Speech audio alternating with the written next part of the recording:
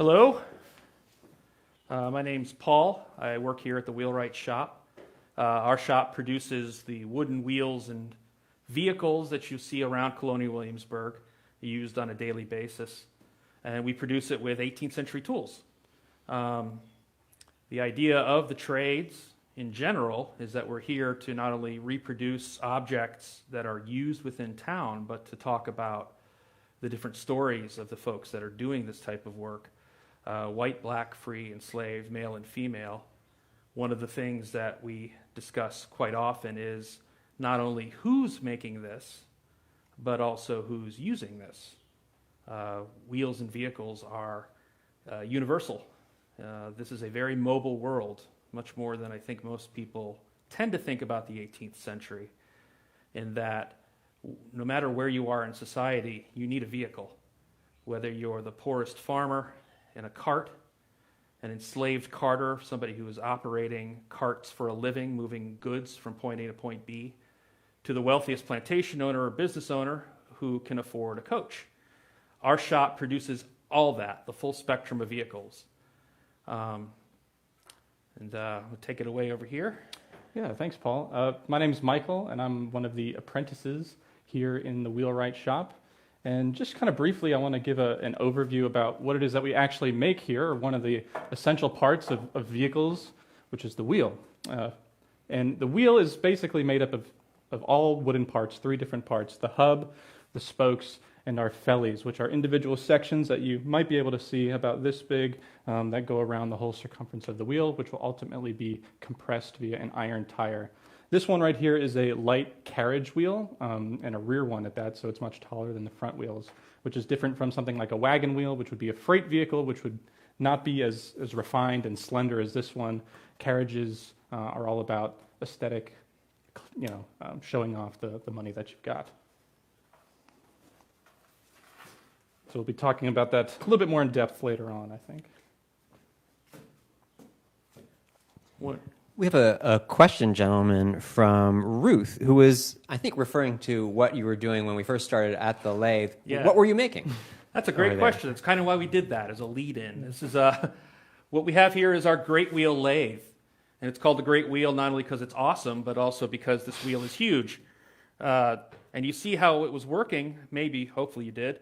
Michael was powering the lathe for me on the lathe end. If you're not familiar with what a lathe does, a lathe is a machine that spins material horizontally, and you apply a sharp tool to it, and it shapes cylinders. If you were looking at that wheel Michael was showing, you notice that the only cylinder on that wheel was actually the hub. That's the beauty. The hub is really the foundation of the wheel. Its roundness is all concentric off of that hub.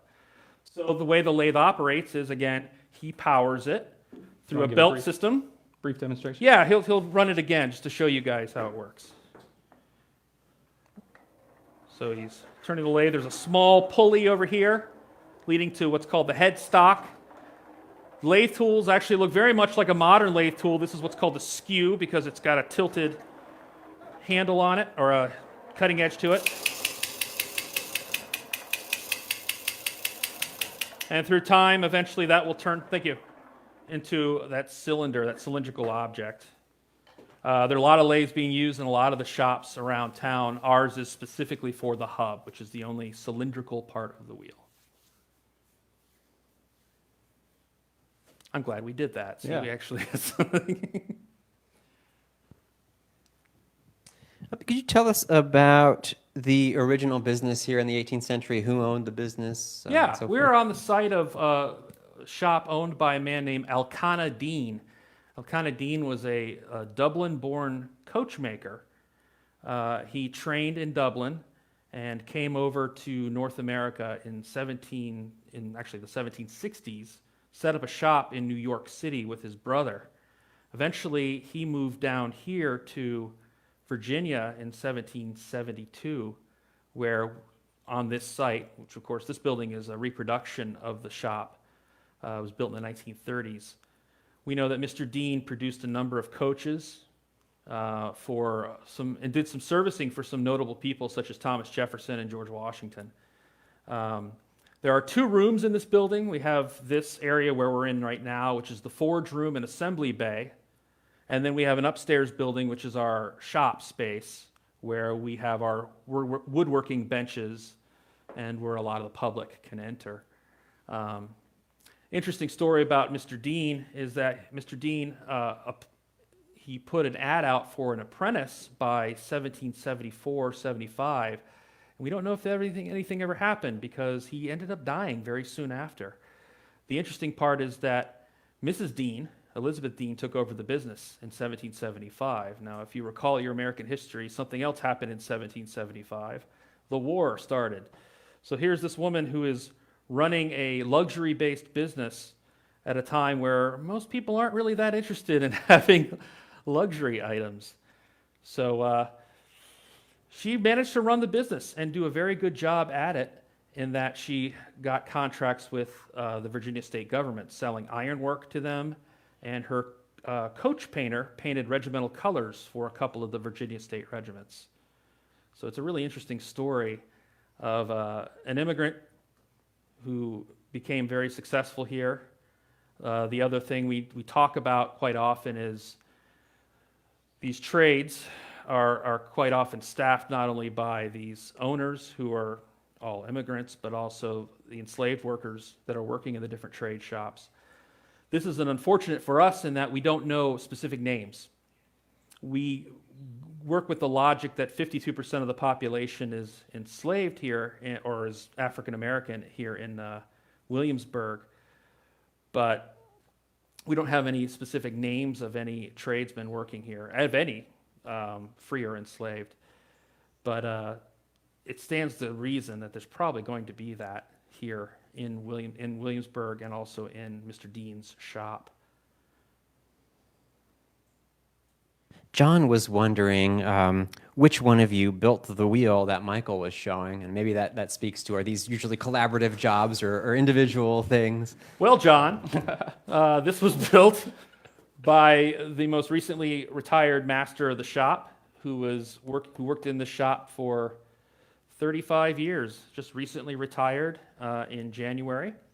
He is now running a water-powered grist mill up in Maryland, and he built the two rear wheels for this. This was his final pair of wheels in his career here at Colonial Williamsburg. I'm sure he's building wheels, or will be building wheels, in his retirement, because you can't get away from this stuff. But it's a very good question, John. And I want to piggyback off of that, just because I'm holding it and was talking about it earlier, that because of where I'm at in my apprenticeship, which is just about 1 year in, I don't have the skills yet to build something like this, or even a wagon wheel, which wouldn't be nearly as refined. Over the course of the 6 years or so of my apprenticeship, hopefully though, be able to develop and one day be like John and his wheels here.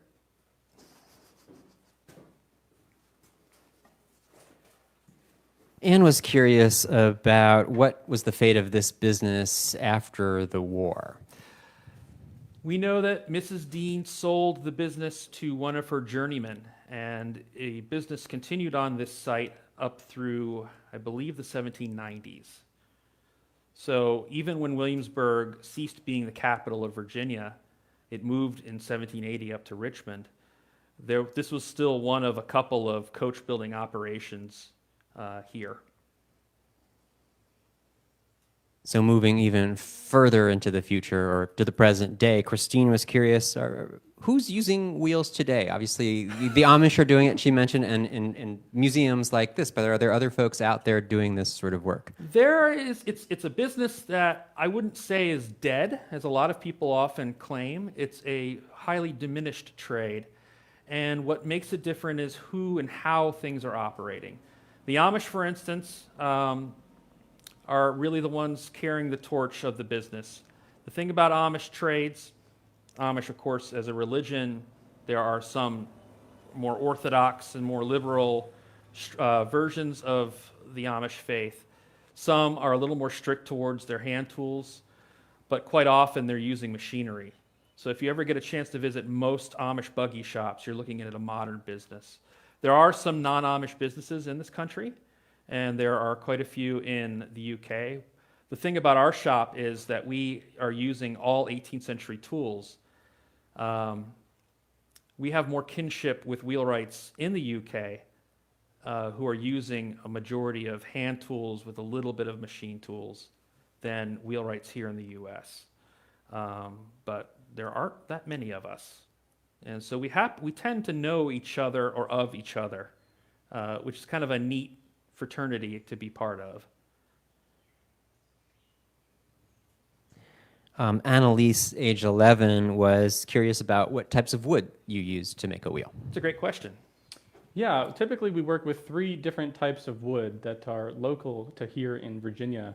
And we use different types of wood for the different parts. So for instance, the hub of the wheel, like Paul has right here, is typically made of elm, American elm, which is a very twisted grain, which makes it tough and difficult to split. So when he cuts the mortises, those holes there, and he drives the spokes in right there with a sledgehammer, the hub is not going to split apart. And that's the reason why we have the iron bands on there as well, to give it extra protection. Now the spokes themselves here are typically going to be white oak. And conversely to the elm, it's a very straight grain timber, so it splits easily.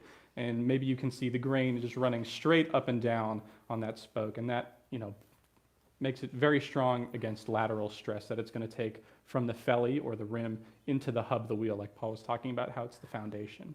And then ultimately the fellies, the rim sections of the wheel, like you can see on this carriage wheel here, are white ash. And they need to be able to take the force of the iron tire, which is going to be shrunk around this wheel, which puts a lot of stress on it, but is ultimately going to hold everything together and make it very, very strong. And it can handle thousands of pounds on a lot of these freight vehicles. So elm, oak, and ash are the 3 types of wood that we're typically working with here, and were used in the 18th century here in Virginia as well.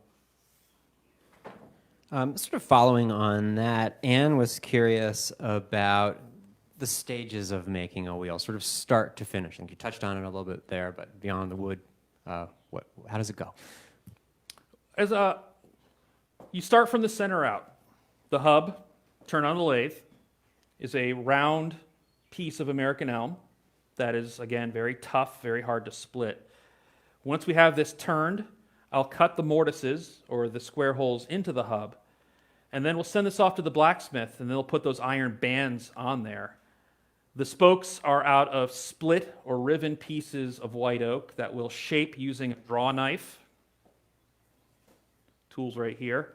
Draw towards you. Yes, it looks scary, but it's actually very safe because my elbows prevent me from doing anything too dangerous.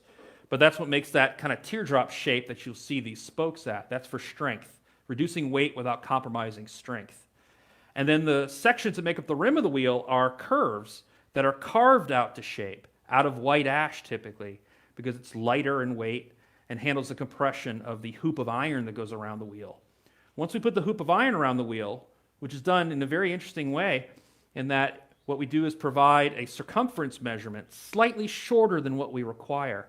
The blacksmith will forge it out and then weld it together, and they had welding in the 18th century. It's done on an anvil and forge. The iron is made, again, smaller than the wheel. So we build a big fire outside. The iron expands in the heat. We put it on the wheel and cool it down, and as it cools down, it squeezes all the parts together. So it's like a rubber band around it. Wheels are incredibly durable objects. If you've ever watched a Hollywood Western, they fall apart all the time, but they actually really don't break that often. Once in a while you read about wheels breaking, but it's usually either because of poor construction or poor maintenance and repair. Wheels are not inherently weak objects. They're not disposable objects. They're items that require quite a bit of time and investment. So you can imagine people in the 18th century, where you are in society, the wealthiest, of course, could afford wheels, no problem. They're going to need things like carts and wagons to function their businesses, but that also allows them to afford something like a coach. And then you have the very poor or enslaved folks using their carts and wagons. That might be a little more costly for them. They might be buying used vehicles at that time. I doubt they had used vehicle lots back then, but we do read in the papers of vehicles being sold that are second, third, fourth hand, which you can imagine could be sometimes 50, 60, 70 years old or more. So again, durability is really where this trade lies. Kind of speaking about different types of vehicles, Paul was wondering if sedan chairs were used in Williamsburg, and if you could maybe also tell others what Sedan chairs are. chair. A sedan chair is really just a chair with side panels, so it's a box, and it has 4 posts, or sometimes 2 really long posts sticking out either side. The idea is you have one guy in the front picking one end up, the guy in the back picking the other end up. And they're just used for transportation, usually around cities. We have no evidence of it being used in Virginia. In fact, the only evidence of a sedan chair I'm aware of in North America was used by the one and only Benjamin Franklin around Philadelphia. And that's probably because he's Ben Franklin. He had to have one because it's Ben. That's what he does. There are some examples really from the 1760s through the 1790s of those sedan chairs. There's even some that have wheels attached to them.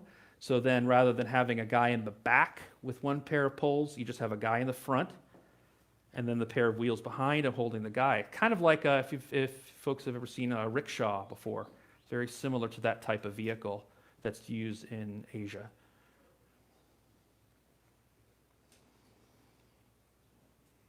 Patricia was curious about all the carriages here in Colonial Williamsburg. Do you guys repair or maintain the wheels on those? We do, yeah. We take care and we'll sometimes even build all of the 18th century vehicles that you'll see rolling through Colonial Williamsburg. So for instance, that carriage wheel that I was showing off earlier, that is to be used for an entire carriage, a phaeton that we're going to be building here and to be used at Colonial Williamsburg. We have many different types of wagons, wheelbarrows, which is something that I'm currently working on as well, carts. Pretty much anything that you see on it with a wheel out here at Colonial Williamsburg is going to be a product of our shop here today. We've had our hand in everything. Pat was curious about how much knowledge of the trade and how to do it remains from the 18th century and how much research really had to be done, how much rediscovery had to be done. The shop opened in 1975, and the first master of the shop trained in Austria. And the way it operated in the late 1940s with his trade school is that you had to learn how to build wheels first by hand and then graduate to using machines. So when he became the first master of the shop in the mid-1970s, he brought that knowledge over here. So in terms of hand knowledge, that has never really gone away. What we've had to do since 1975 is slowly anglicize the shop, because one of the things in this region, it's very much English practices, the way the English are operating. That's the thing about wheels, because they've developed independently from one another all over the world. There's different cultural techniques in how things are produced. It's not only stylistic differences, but it's also how one approaches. Yes, they're all round in the end, but ultimately we need to reproduce what we know was being done here in North America, which is what you would have seen typically within the British Isles. And that's the techniques, anything from driving spokes vertically instead of horizontally. The French tend to drive their spokes horizontally, whereas the English and Germans did them vertically. And then there's a few other slight differences in terms of tooling and techniques and equipment. That's a great question. With so many vehicles and carts of different types around town and being so colorful, Alan was curious if you made your own paint and painted those things. That's a great question. We do paint in the shop, and we make our own paints for most of the vehicles that we produce. The only exception will be our coaches, and that partially is due to the fact that we are open to the public. Like automotive paint shops, you need to have a nice closed, clean room to prevent any dust from getting into the paint job. Unfortunately, our public, we love them so much, but they kick up some dust. Little sawdust gets into a cart or wagon paint job, no big deal. Get into something that has to have a high gloss surface, not a good thing. So we have made our paints before. The way paint is made is that you'll take the dry pigments, which is what makes the color. The pigments come from anywhere from natural to artificial sources. And you grind them into linseed oil, which comes from the flax plant, on a flat marble slab with a flat bottom stone, until you make almost a paste out of it. We had a volunteer who worked with us for years who really became the paint guy in the shop, and he's sorely missed still, because that guy could make paint like nobody's business. We have continued that tradition. The apprentices, part of their apprenticeship is learning how to make paint as well as paint the vehicles. That's not the fun part. The making paint's the fun part. The painting, But yeah, we're still making paint. The colors come from a rainbow of sources too. I thought painting was kind of fun. You like painting? I don't know any better, but it was fun for me. Hey, that's great. That's why you're an apprentice. Yeah, exactly. So we've had a few questions from Sloan and a couple of other folks about where the wood comes from that you use. Where the wood comes from. We're getting our wood all within Virginia. So the elm that we use for the hub is coming locally. We have an understanding with local arborists that when a tree falls, they could save a dump fee by just dumping it in our yard, and we process it ourselves.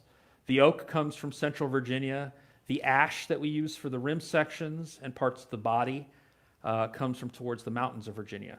We work very closely with the timber dealer who has a good appreciation of the quality we require and species and all that kind of stuff. But it's all within Virginia, so we're very fortunate to be able to use timbers that they used from pretty much where they got it from. The difference is we are not processing the timber ourselves. Some of it is being processed elsewhere in a modern sense, delivered here, air dried a year per inch of thickness, and then turned into whatever's next on the list. We can't be 100%, unfortunately. Just like the highway department has a limited sense of humor about wagons on the highway delivering trees, we can't necessarily deliver logs and process all the material ourselves. So we do have some limitations. It would be kind of cool to see a wagon on I-64, though. Mm-hmm. I guess if you're, maybe not if you're behind it. Yeah. I wouldn't be behind it. It would be very messy. So speaking of traveling down the road, All both right. Johnny and Robert were curious if the average person would be able to fix or repair their own wheel if they broke down while they're out on the road. It's a good question. You want? Probably not. That's why you have a wheelwright, a specialized trade that you have to spend, 5, 6, or 7 years training every single day in order to learn how to do it properly. Probably your average farmer or someone would have enough, woodworking experience to do, maybe something if you broke down to get you to the wheelwright shop, but it would be a temporary fix. But you would definitely want to come to a skilled wheelwright in order to repair any of your wheels or body of your vehicle. Now that being said, wheels themselves, as Paul was talking about, are very durable. So as long as you maintain them properly, you really shouldn't have too many issues because you're traveling at the walking pace of a horse on dirt roads, pretty much for the most part. There's not going to be too much there that's going to overcome the wheel and cause it to fail, and that's why you'll see a lot of them lasting 50, 60, 70 years, as we mentioned before. And that's why we're able to make money, because people need wheelwrights. Sure. And just because you go through an apprenticeship doesn't necessarily mean you do good quality work. So there's very possible that you could buy wheels from somebody who didn't do a good job. Well, that's putting money in the pocket of somebody who does do a good job. And remember, at this time period, the 1770s, you're never more than probably a dozen miles away from a small town or hamlet that would probably have a wheelwright in it.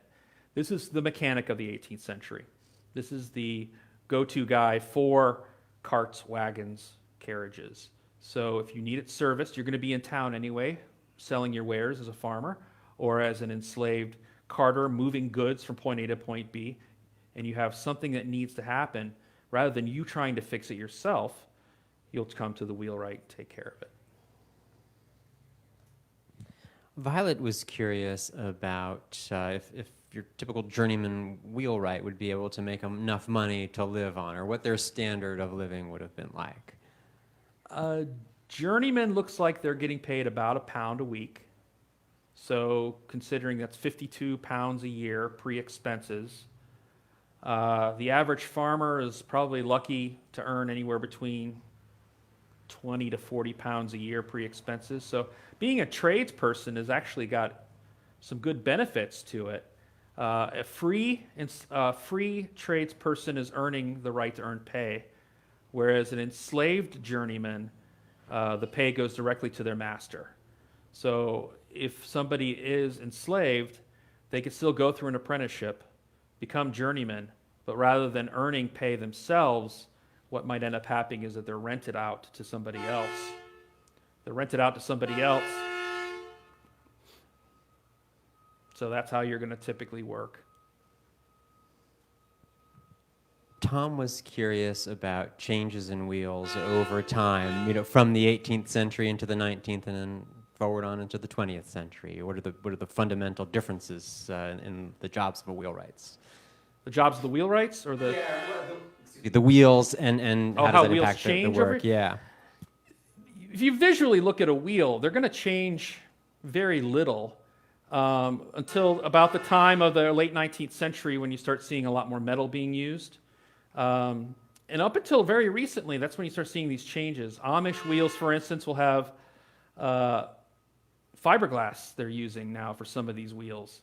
Sometimes you'll even find tubular aluminum being used. But this is very modern. We're talking probably within the last 50 years this has been happening. Prior to that, it's still going to be wood spokes. It's still going to be wooden rims. Maybe the hub will be different in terms of whether it's wood or metal flanges bolted together.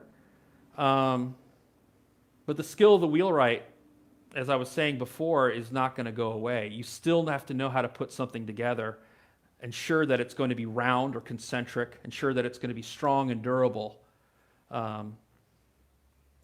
It's a trade you can't avoid, knowing how to do work by hand. It's a trade you can't avoid